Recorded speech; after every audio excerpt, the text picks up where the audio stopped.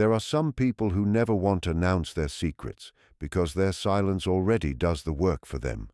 You think you know them, you think you're close, yet the closer you get, the more you realize that something remains just out of reach, hidden behind a mask you cannot penetrate. The mask of emotional distance is not simply a tactic used in casual human interaction. It is a deeply ingrained defense mechanism that serves both as a cloak and a weapon. For the avoidant, detachment is rarely a matter of genuine indifference. It is rather a carefully cultivated facade that shields their vulnerability while simultaneously disarming others.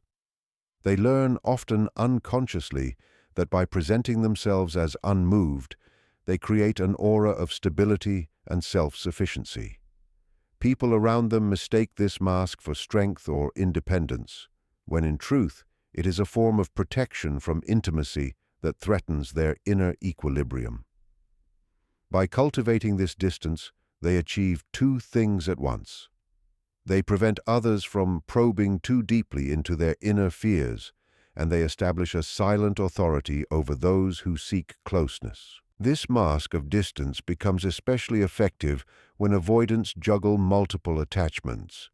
Their apparent indifference ensures that no single attachment feels entitled to demand clarity or commitment. The person reaching out for intimacy is left in a kind of suspended state, unsure whether they have the right to confront or question. The avoidant's aloofness sends the unspoken message that any demand for certainty would be an overstep. This silence traps others in uncertainty. And it is in this uncertainty that the avoidant gains room to maneuver. By not appearing invested, they hold power without appearing to grasp for it. The partners orbit them like planets around a cold star, always pulled in by gravity, yet never receiving the warmth they long for. The brilliance of this mask lies in its paradoxical nature. The more detached the avoidant appears, the more compelling they can become. Distance creates mystery, and mystery is a powerful form of allure. A partner begins to project fantasies onto the blank space created by the avoidant's silence. The less they reveal, the more the other person imagines. The mask of detachment becomes a canvas upon which others paint their desires, and it is this projection that binds them closer. Instead of confronting the absence, they fill it with their own longing, their own hope, and their own idea of who the avoidant might really be. In this way, the avoidant does not even need to actively deceive. Their lack of disclosure is enough for others to build the illusion on their behalf. This mask also functions as a shield against exposure. If an avoidant were to openly express affection to one attachment while entangled with another, they would risk being caught in contradiction. But by remaining emotionally distant, they reveal so little of themselves that there is nothing to hold them accountable. Each attachment is given just enough to sustain the bond, but not enough to map out the truth. Emotional distance ensures that each relationship remains contained, unable to compare notes or uncover inconsistencies. The aloofness serves as a kind of invisible boundary, making it difficult for anyone to press further than the avoidant allows. Yet beneath the surface, the mask is not neutral.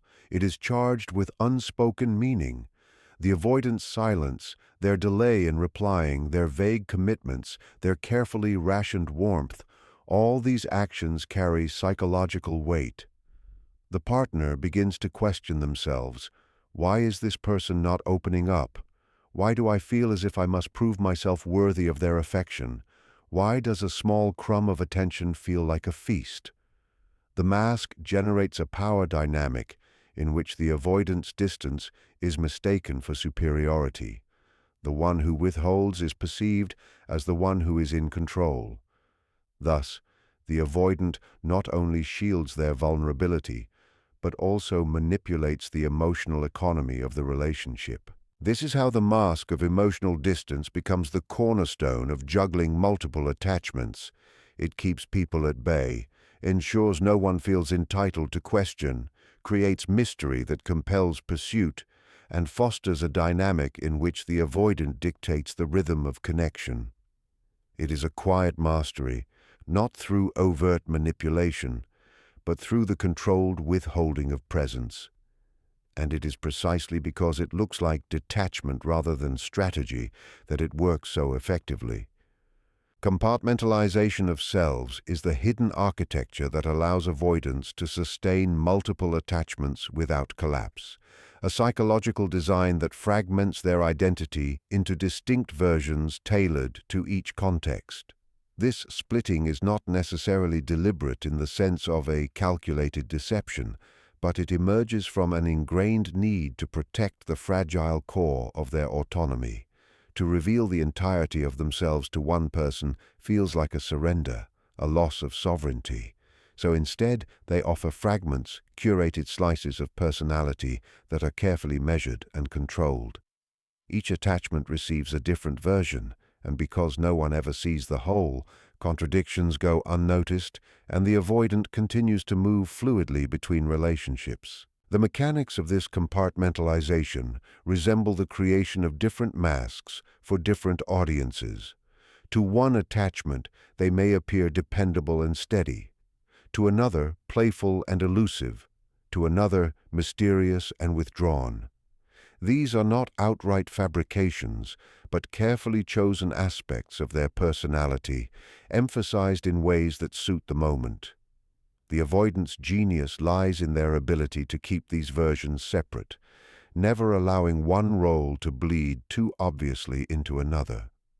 It is as if they construct invisible walls between relationships, each one insulated from the others, each one convinced it holds access to the real person behind the distance. What makes this fragmentation so effective is that each version carries just enough authenticity to feel genuine.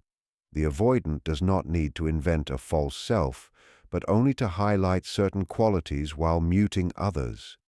This selective presentation creates the illusion of intimacy while actually keeping the deeper, integrated self hidden. Partners feel as though they are being let in, yet what they are receiving is only a partial truth, a carefully controlled beam of light from a lantern whose full flame remains obscured. Because the fragments are convincing, each attachment invests more deeply, unaware that they are seeing only one angle of a multi-sided structure. This division also provides the avoidant with a sense of safety. By never allowing any one person full access, they reduce the risk of exposure. Vulnerability becomes distributed, diffused across multiple bonds, so that no single attachment has the power to dismantle their defenses. If one connection begins to demand too much, the avoidant can retreat to another, where their different self remains unchallenged. It is a strategy of psychological diversification, protecting against the threat of engulfment by spreading intimacy thin across several bonds. Each partner believes they are central, but in truth, each is only one compartment in a larger system that exists primarily to preserve the avoidant's autonomy. The fragmentation also serves a subtler function. It allows the avoidant to experience different reflections of themselves without ever confronting the contradictions. In one relationship, they can bask in admiration for their responsibility. In another, they can indulge in being seen as carefree and spontaneous. Each role provides a different form of validation, and by keeping them separated, the avoidant avoids the discomfort of integrating these conflicting aspects into a single, coherent self. Instead of reconciling their inner divisions, they externalize them, distributing them across multiple attachments where no one will ever force them to confront the whole. Over time, this compartmentalization becomes almost unconscious, an instinctive way of relating that feels natural. The avoidant drifts seamlessly between roles, barely aware of the contradictions because the walls between compartments are so sturdy. For the partners involved, this creates an experience of exclusivity, as if they alone hold the key to understanding this elusive figure, when in fact they are only one among several holding fragments of a puzzle that is never fully revealed. This secrecy is not maintained through lies, but through omission, through the artful concealment of integration. And it is precisely this concealment that enables the avoidant to juggle multiple attachments so quietly, for the scattered pieces they present to others are convincing enough to be mistaken for the whole truth. The allure of half-presence is one of the most powerful tools in the avoidance arsenal, for it creates a rhythm of intimacy and withdrawal that keeps others caught in a cycle of hope and longing. Unlike overt deception, this mechanism relies on subtle timing and the delicate distribution of attention. The avoidant knows, consciously or not, that if they were entirely absent, the bond would wither. But if they were fully present, they would risk suffocation and loss of control. The solution is to give just enough to awaken desire, but never enough to satisfy it. This half-presence becomes intoxicating because the moments of connection, though fleeting, are imbued with an intensity that lingers long after they are gone. The partner holds on to these fragments, replaying them in memory, convinced that they signify something deeper, and in doing so, they overlook the vast emptiness in between. What makes this dynamic so compelling is that the human psyche is wired to seek completion. When someone receives only pieces of intimacy, they feel a gap, a missing part, and the natural instinct is to close that gap by pursuing more. The avoidant capitalizes on this instinct by rationing their warmth. A smile at the right moment, a rare word of vulnerability, a sudden gesture of closeness.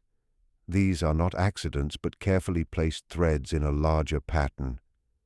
Each one creates a surge of hope that the avoidant might finally be opening up, only for them to withdraw again, leaving the partner chasing after a vision of fulfillment that never materializes.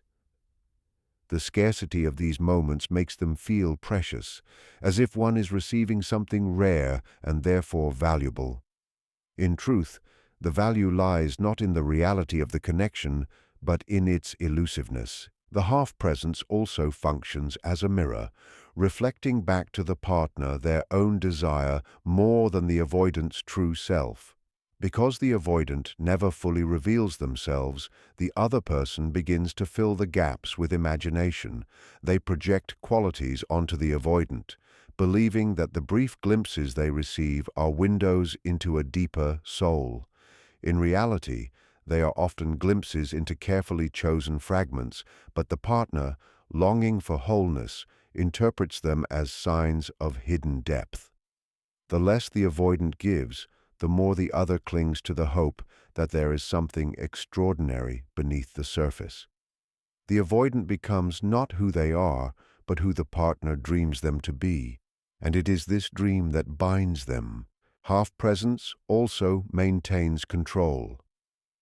By withdrawing after moments of closeness, the avoidant ensures that the partner is left in a position of pursuit.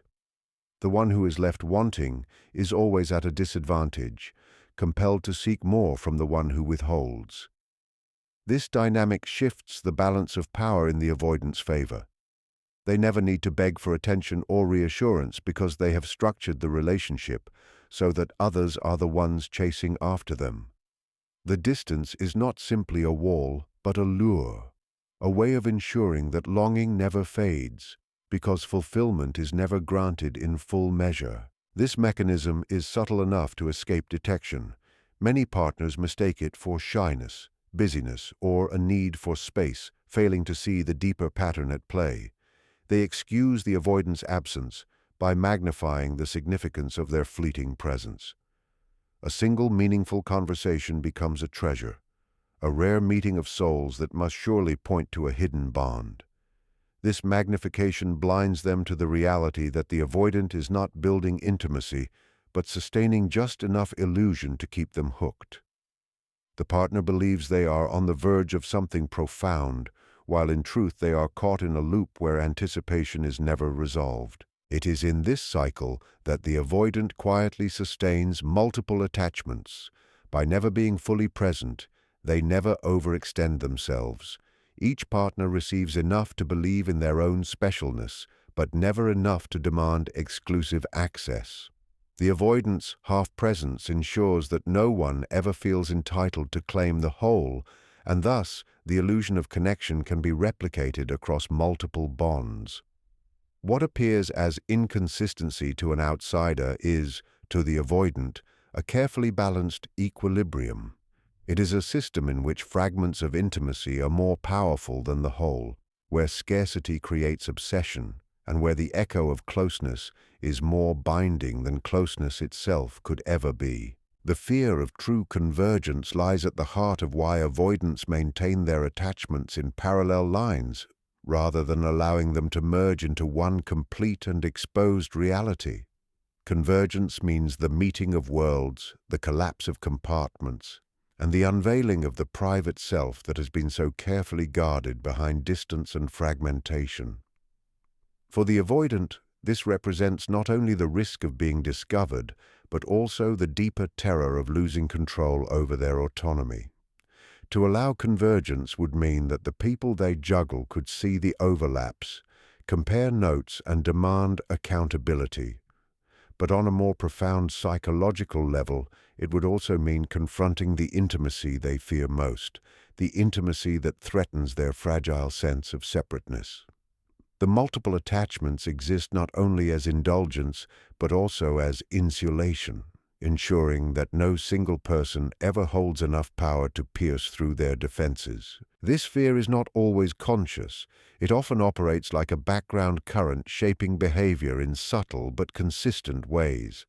The avoidant instinctively keeps relationships separate, not because they meticulously plan to deceive, but because the thought of anyone having too much access feels suffocating. When one attachment presses for closeness, they redirect their energy into another, maintaining equilibrium by never letting the walls between compartments fall. The result is a life lived in fragments, where intimacy is distributed but never unified, where attention is spread wide but never allowed to deepen fully. In this way, the avoidant remains safe from engulfment, for they are never truly cornered by love, never forced to reveal the whole of themselves to a single gaze. The fear of convergence also creates a paradox in the way avoidants behave. On the surface, they often present themselves as independent, as though they thrive on freedom and self-sufficiency. But beneath that independence lies a deep dependency on fragmentation itself. They rely on the maintenance of separate bonds to sustain their sense of control, for if those bonds were ever to collide, the fragile structure of their emotional life would be exposed. The revelation of one attachment to another would not only shatter the illusion they maintain, but also force them to confront the vulnerability they have so long avoided. Thus, their independence is less a natural strength than a strategy of avoidance, carefully maintained to keep the terror of convergence at bay. What adds complexity is that the avoidant does, in fleeting moments, crave intimacy. They may feel the pull to be known, the temptation to let someone close enough to touch the hidden parts of themselves, but this craving is quickly overshadowed by the fear of being trapped, of being consumed by expectations they cannot meet. Convergence means responsibility, consistency, and the surrender of ambiguity, and all of these feel like threats to their autonomy.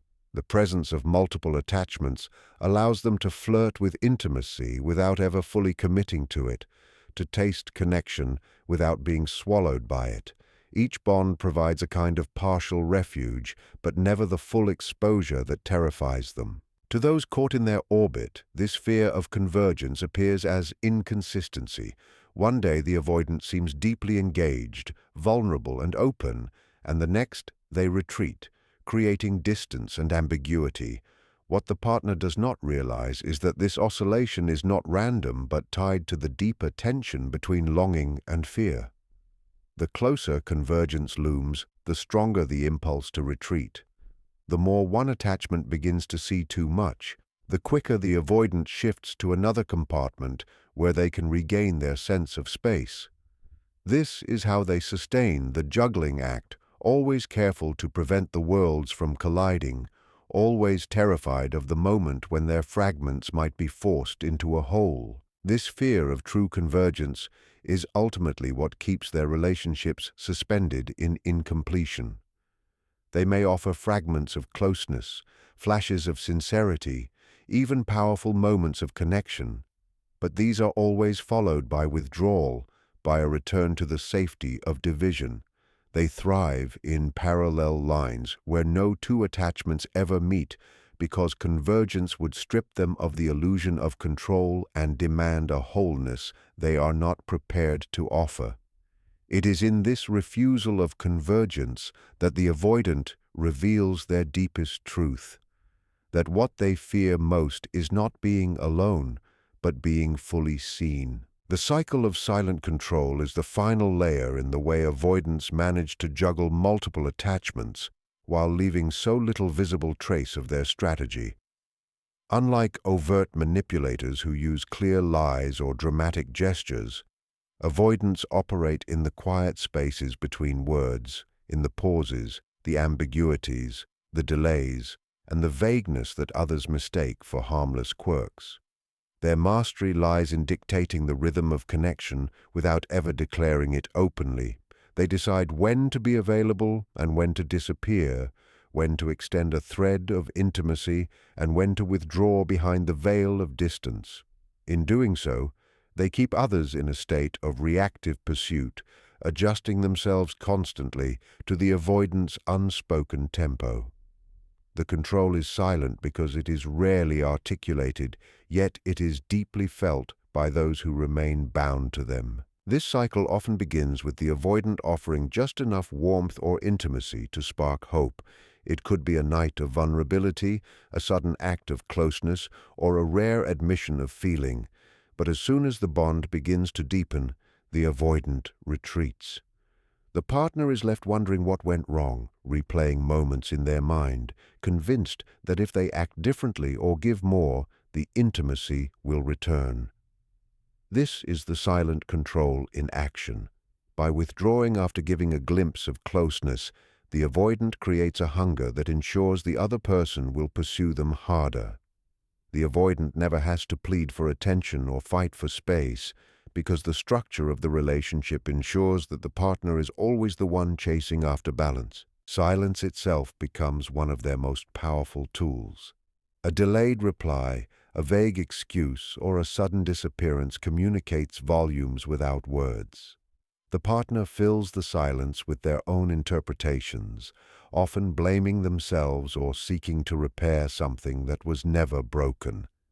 The ambiguity becomes a canvas on which the partner projects guilt, hope, and longing, while the avoidant remains untouched, holding the power simply by refusing to clarify. This silence does not need to be cruel or loud. It operates like a subtle pressure that shapes the behavior of others, bending them around the avoidance rhythms. Control is also maintained through selective availability.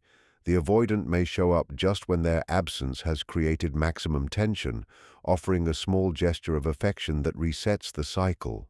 The partner, relieved to receive even a fragment of presence, overlooks the long stretches of withdrawal. In this way, the avoidant trains others to value scarcity, to see a breadcrumb as a banquet.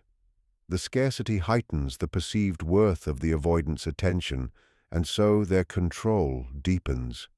They do not need to demand loyalty, for the very unpredictability of their presence ensures that others remain caught in anticipation, waiting for the next moment of closeness. This pattern allows them to sustain multiple attachments without raising suspicion. Because each attachment is held in this loop of hope and withdrawal, no one feels secure enough to demand the whole truth. The fear of losing what little they have keeps them compliant, unwilling to risk confrontation. The avoidant benefits from this silence, for as long as their partners remain uncertain, they remain pliable. The avoidant never needs to invent elaborate lies or schemes. Their ambiguity alone is sufficient to obscure the full picture. Each partner believes they are the ones struggling to unlock the avoidant's guarded heart. never realizing that the same cycle is playing out elsewhere. At its core, the cycle of silent control is not loud or dramatic, but subtle and repetitive, a quiet manipulation that sustains itself through scarcity, ambiguity, and timing. It is a form of power that thrives precisely because it is not recognized as such.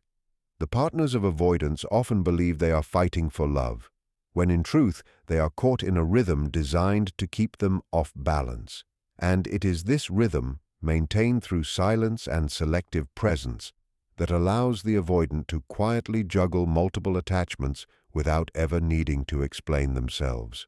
The avoidant's ability to juggle multiple attachments without being discovered is not built on lies as much as it is on silence, distance, and fragmentation. They do not overwhelm with promises or confessions, but rather withhold just enough to create mystery, distribute themselves in pieces, and control the rhythm of closeness and withdrawal. Their partners remain suspended in half-light, always yearning for the whole truth, but never receiving it. What sustains this web of hidden connections is not passion or openness, but the fear of convergence, the refusal to be fully seen, and the mastery of subtle control. And so, what appears as detachment from the outside is in fact a highly structured system of survival, one that keeps others bound to them, even as they remain unreachable, forever juggling, forever divided, forever just beyond the grasp of true intimacy.